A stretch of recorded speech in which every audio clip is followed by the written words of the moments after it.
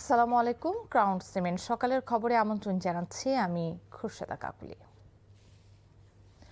জাতীয় কবি কাজী নজরুল ইসলামের ১২৭তম জন্মবার্ষিক উপলক্ষে কবির স্মৃতি বিজড়িত ময়মনসিংহের ত্রিশালে কাল থেকে শুরু হচ্ছে ৩ দিনের অনুষ্ঠানমালা।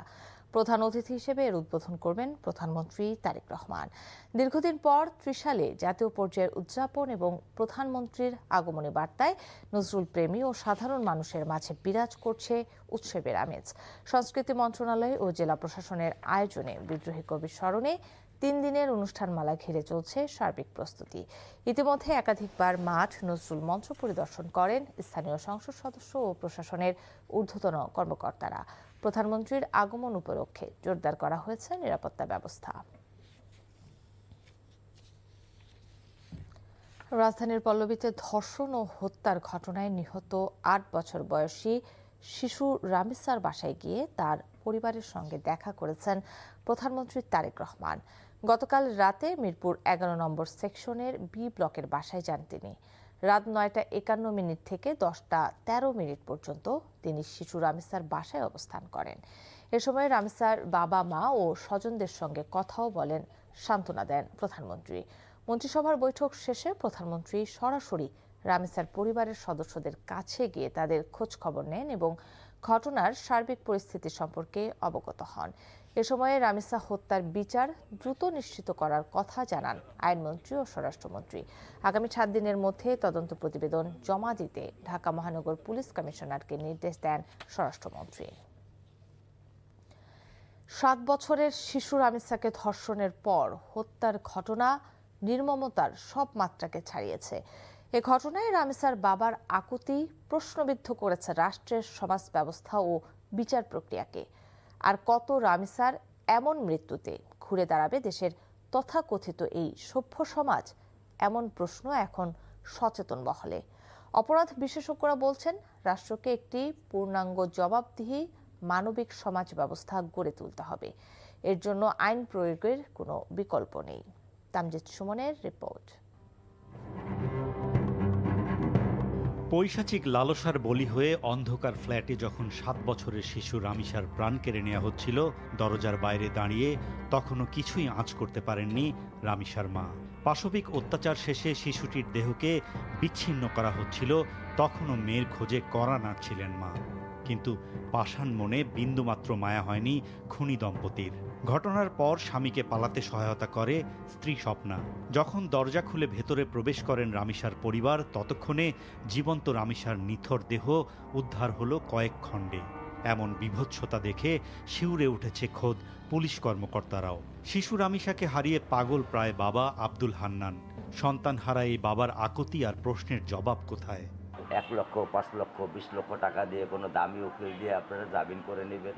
বিচারহীনতার এই সমাজে রাষ্ট্রের কাছে বিচার চাইতেও কুণ্ঠাবোধ করেন রামিসার বাবা।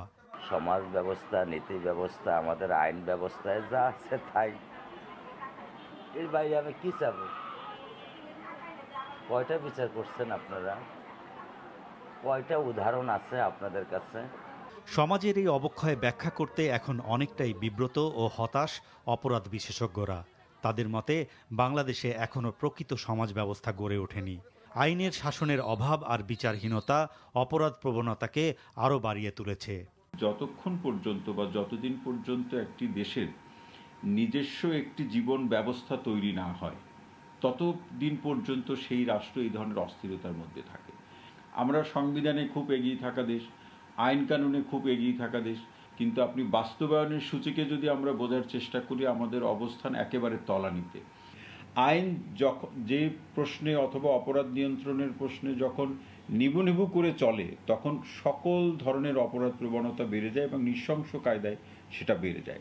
ধর্ষণ ও হত্যার মতো জঘন্য অপরাধ কমাতে হলে দ্রুত সময়ের মধ্যে শাস্তি নিশ্চিত করে দৃষ্টান্ত স্থাপন করতে হবে বলে মনে করেন এই অপরাধ বিশেষজ্ঞ। যে একটা মামলা হলো, অভিযুক্তকে গ্রেপ্তার করা হলো, এর মানেই হলো বিচারের অর্ধেক হয়ে গেল, তাহলে কিন্তু আমরা ভুল জায়গায় আছি। বিচারটা শেষ করে সেটা উদাহরণ আকারে উপস্থাপন করা। তাতে যেটা হবে, এই ধরনের অপরাধের প্রবণতাগুলো কিন্তু বন্ধ হবে এবং এই ধরনের অপরাধ মনস্ক যারা ব্যক্তি আছে তারা কিন্তু সতর্ক থাকবে। রামিসা হত্যার ঘটনায় গ্রেপ্তার সোহেল রানা আদালতে দোষ স্বীকার করে জবানবন্দি দিয়েছেন। তাতে থোড়াই কেয়ার অপরাধীর। রামিসার বাবা মনে করেন হয়তো অন্য সব ঘটনার মতোই বিচারহীনতার বেড়াজালের শিকার হবেন তিনি।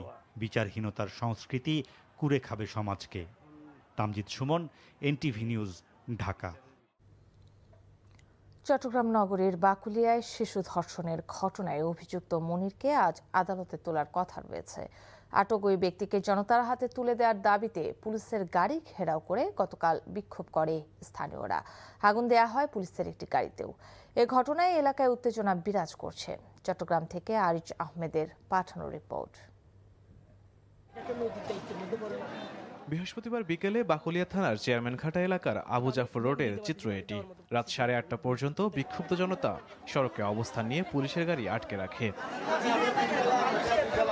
পুলিশ ও স্থানীয়রা জানায়, চেয়ারম্যানঘাটা এলাকার একটি ডেকোরেশনের দোকানের এক কর্মচারীর বিরুদ্ধে 4 বছরের এক শিশুকে দোকানে ডেকে নিয়ে ধর্ষণ চেষ্টার অভিযোগ ওঠে। বিষয়টি এলাকায় ছড়িয়ে পড়লে বিক্ষুব্ধ স্থানীয়রা রাস্তায় নেমে বিক্ষোভ শুরু করেন।